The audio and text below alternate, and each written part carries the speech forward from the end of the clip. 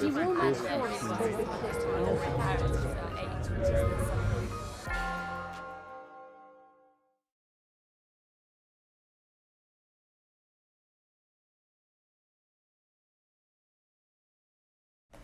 Good morning, everyone, and thank you, David. Thank you for inviting me to this. It's a great honor and stimulating conversations both last night and this morning. Natalie, it doesn't seem like you've been in your job 6 months. That was very impressive. I was coming through Heathrow, it was actually just yesterday morning, and asked at the immigration desk, what are you doing at Oxford? And I said, speaking on the future of journalism. And without missing a beat, the immigration officer peered over her glasses at me and said, that should be brief. So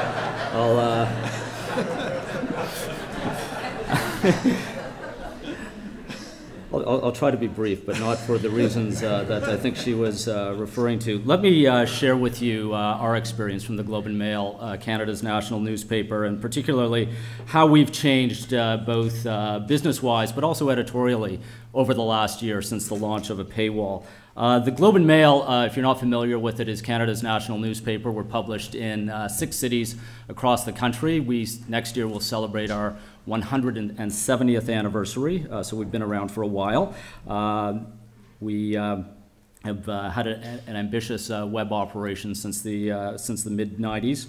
And as I said, a year ago, last November, in fact, we launched a metered paywall based in part on what we learned from spending a lot of time at the New York Times, as well as at the FT and some other global publications, and trying to learn from what they had experienced. We have about 300,000 paying print subscribers on a daily basis, roughly 4 million unique users, monthly users, on our website, and now about 100,000 paying users for our web offering. Most of those, I should say, are print subscribers as well. We offer a bundle. If you're a 5 or 6 day subscriber, you get all digital access for free. But there are now tens of thousands of people paying only for digital, and that continues to grow by the day. And I'll speak to our learnings there. We charge $20 a month if anyone cares about price. So it's a fairly steep price, certainly in the Canadian marketplace. And the meter kicks in at 10 articles a month, although it's structured in a freemium way, so there are parts of the website that are available only to paying subscribers, and elements that are free for everyone. When we launched what we call Globe Unlimited, the paid access for Globe journalism, we structured it so that there would be free elements, knowing that many good, valued readers probably are not ready to pay for journalism, certainly in Canada, and that there are other offerings, especially on the business and politics side, that we felt people would be willing to pay for. So we labeled areas of content by color. Red, green, and yellow. Green, free for everyone. Red, only for paying subscribers. And we've discovered over the last year some fascinating sort of trends and interests among readers, especially around that red content. We thought initially we'd focus on business, that business readers were probably more inclined and more able to pay, and they were probably also loyal subscribers, so they might become digital registrants as well without paying anything more. We created a couple of products. One is called Streetwise. The other is called Report on Business Insight, based on other international offerings like Lex or Heard on the Street, and made that available only for paying subscribers. Tremendous interest in this from the get-go. We saw that our subscribers were coming for that material early in the day, coming back for it, and coming for it every day. So we thought, okay, that's a great lesson for our journalists who are creating this content. But we also noticed that our paying subscribers were going from that red business content to politics content, as well as to world content. So we thought, what if we label that red as well, and see if we can start to engineer some demand? So we took part of our political offering and part of our world content and made that about 6 months into the paywall experience, made that available only for subscribers. And sure enough, the number of subscriptions went up. As soon as people were hitting the red wall, they were starting to click onto the registration button and giving us their credit card. So a nice indication as well for our core journalism, because we have long been based on national affairs in Canada, business affairs and economic affairs, and international coverage. Those are our three pillars. So it was very rewarding, gratifying, certainly from an editor's point of view, that our core strengths were what were driving demand. But then we started to notice some other curiosities about our subscribers. They were interested, yes, in that hardcore business and political and international content. They were also skewing really heavily towards celebrity content. And first of all, yes, everyone sort of laughed at this. And then our news editors started to get a little ticked off when it was suggested, you know, maybe we should be doing a bit more celebrity content and start to promote it more on our homepage. And oh boy, that set off a lot of heated arguments in the newsroom. Many theories about why this is. Maybe those hardcore Globe and Mail subscribers aren't going to TMZ or other celebrity sites, so they get their fix from the Globe. Maybe they're just human, and while they're checking out their stock portfolio or reading about what the Prime Minister is doing, yeah, they want to know what Jay-Z is up to as well, and that's okay. But the wonderful thing about our meter and about what we're doing with audience analytics, which I'll get to in a minute, is that we have a much better understanding than we ever had about our readers, their habits, their interests. And from an editor's point of view, that's fabulous.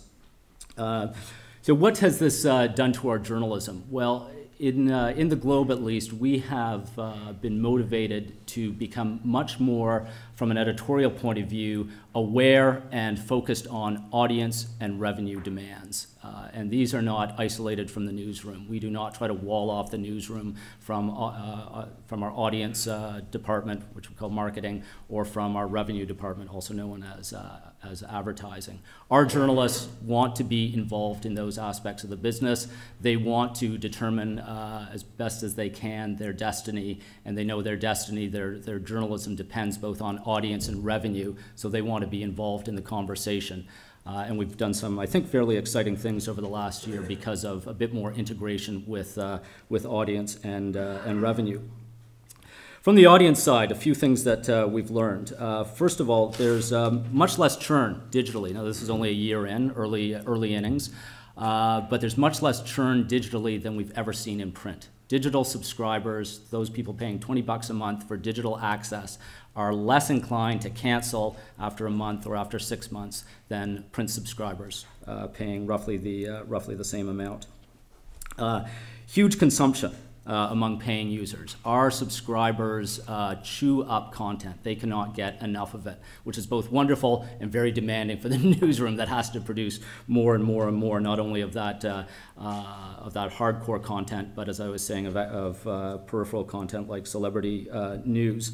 Our paying subscribers consume, on average, 5 times more pages per visit than free subscribers. And you might say, well, that's obvious because the free subscribers would hit the meter. But there's many elements of our site, including lifestyle, drive, that are free for everyone. And even people coming for that consume less than the paying subscribers, who are devouring a lot more pages and spending roughly 3 times more minutes per visit than the free users were before the paywall. So it's great to see that they're paying, there's an expectation, and indications are they're being satisfied for that. They're coming back for what they're paying for. Our subscribers come back and are coming back again and again on a very predictable basis for that red content, for the content that is only for subscribers. They come back, it's not a random visit, they're coming back, they're building this into their daily habit, which is terrific, because newspapers traditionally have been it's a habitual product, and we're seeing that now in the digital space as well. So they come back at specific times of day for specific types of content.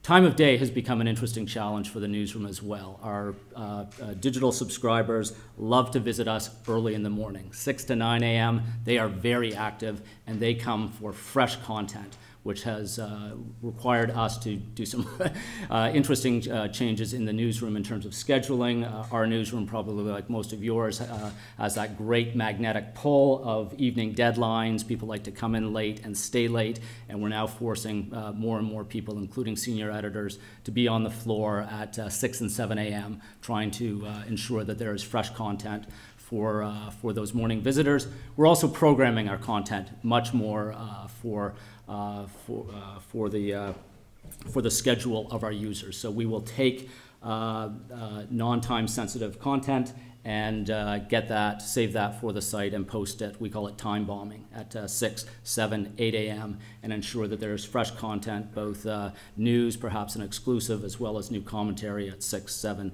and 8 a.m. every morning to feed that habit. We've created some new positions in the newsroom as well to better understand what our readers are doing. We have a senior editor now in charge of audience, and his job is to work with our analytics department to understand what's going on with our audience, then to translate that for our section editors. He is now also creating performance metrics for our section editors based on audience. So our sports editor will be given expectations not on pure traffic. She's not expected to drive traffic, but she's expected to deliver a certain amount of engagement with sports content, be it in minutes per day or minutes per month or page views per month with sports content based on a historical pattern, and she'll be rewarded accordingly if she can hit those targets, as will the national editor, the foreign editor, and all other editors. That also has jolted the newsroom, but created a bit of a new spirit as well, because in times of uncertainty, one of the great comforts is certainty. So anything that you can give to a newsroom in terms of certainty and audience metrics certainly gives that, can be reassuring. On the revenue side, we're working much more with our advertising department to understand where revenue opportunities are, not as a sellout, not as a way of giving advertisers any sort of control over what we're creating editorially, but to understand what sort of areas of content advertisers want to be part of.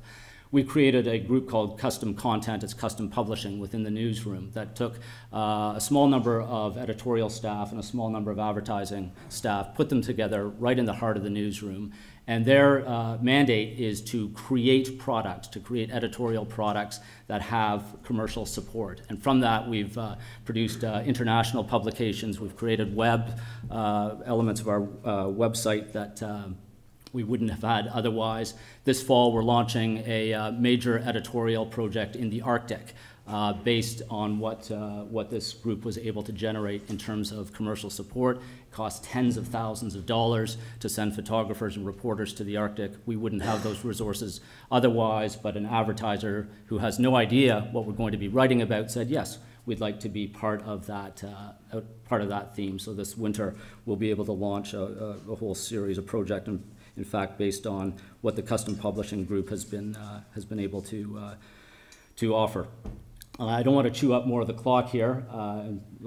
Hope we can have some time for questions. But if I can say in conclusion, what we've been learning at the Globe is the importance of understanding this intersection between revenue, audience, and editorial. Not to see editorial as some alien being or an island that is somehow protected from audience or revenue factors, but something that is not only influenced by what our audience is doing and how it's changing, but would want to know how our audience and our advertisers are changing.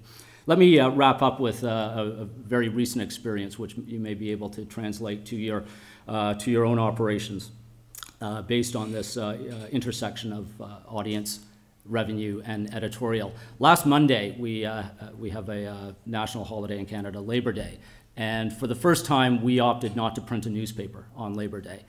There was simply no or very little advertising demand for this, and our publisher opted to suspend publication. This created, you'd think it was the end of the universe as we've known it. Certainly on the CBC, there was much belly aching and finger wagging at the Globe for doing this. But we saw this as a tremendous opportunity. Rather than sort of wiping our tears or shutting down the office for a day, we made this a digital day at the Globe, and a bit of an indication of the future. We developed a digital content plan for subscribers as well as for free users for that day. We ensured all of our columnists who would appear in the Monday paper were writing fresh content for the Monday user, some of them for the free user, some of them only for the subscriber. And we created an ebook to give to our subscribers that day, and we celebrated this. We also launched what we call a flash sale over the weekend, last weekend, to encourage. We cut the price to, I think it was $14 a month from $20. And over the last few days, we've seen something phenomenal. 2,500 print subscribers of the Globe after that Monday experience converted to a digital model. So they're still print subscribers, but they're now registered as digital users as well. In addition to that, 1,000 people signed up at $14 a month for pure digital access. So we've got 3,500 new digital users based on that. Oh my God, they've killed the print edition of the Globe and Mail experience by not printing on that day. So it was a wonderful insight into what engineered deprivation, I think the economists call it, can do. You stick to your journalistic principles and invest in editorial content, whether it's digital or print, but push those readers, those very loyal readers, to either a mixed model or a digital model as quickly as you can. Thank you very much, David, and look forward to your questions. Thank you very much.